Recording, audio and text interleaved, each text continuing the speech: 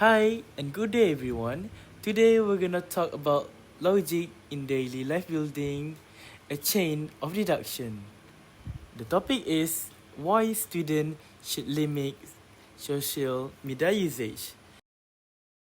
And next, we're gonna talk about introduction to topic. Social media plays a major role in students' lives today, becoming it a part of their daily routines. However, excessive use of a social media can negatively impact both academic performance and mental well-being. In this video, we'll explore this issue through a logical chain of a reasoning using real rules of inference, helping us understand the cause and the effect relationship behind it more clearly. Next, we go for rule of inference modus ponens. Example for our case, P implies Q. For example, spend too much time will imply less study time. And the definition of modus ponens, if P implies Q and P is true, then Q must also be true. Let's go for argument A, modus ponens. Let P too much social media and also Q less time to study.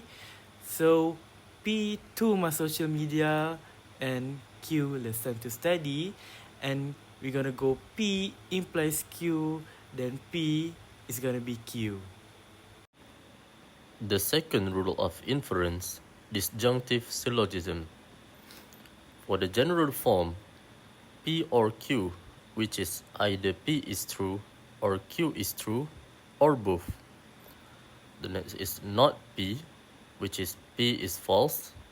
And finally, Q. Therefore, Q must be true. For example, M or Q, not M, and finally Q, which will translate to either student manages time or has less study time. They don't manage it implies less study time. Argument B, disjunctive syllogism. Premise 1, M or Q. Either the student manages their time well, M, or they have less time to study, Q. This reflects a realistic student life dilemma. You either stay organized or fall behind. Premise 2, not M. The student does not manage their time well.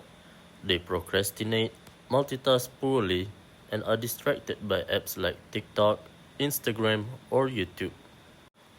Conclusion Q. Therefore, the student has less time to study. Since time management is poor, study time gets squeezed out. The third rule of inference, hypothetical syllogism. For the general form, Q implies R implies S, and finally, Q implies S.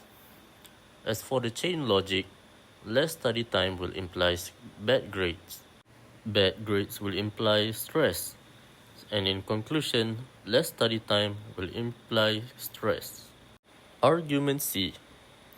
The logical chain, Q implies R implies S, and finally Q implies S. So in words, a student who studies less is likely to perform poorly. Poor academic performance often results in stress or anxiety, so less study time logically leads to stress. Next, let's evaluate the logical strength of our reasoning. First of all arguments are correct. All of the stated arguments follow well-established inference rules, and each of the conclusions logically follow the premises. Next is having a consistent flow.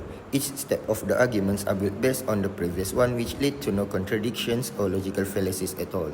Both of these, when checked, creates a sound and persuasive chain. Therefore, the arguments are not only valid but also sound. They are both logically and factually reliable. Next is reflection. This logical chain shows how everyday action like excessive use of social media can lead to serious academic and emotional effects. By using logic, we can clearly see why our habits matter and how they impact our well-being. We found this type of reasoning both useful and realistic as it helps us make better choices in our daily life. That's all from us. Thank you for watching our presentation.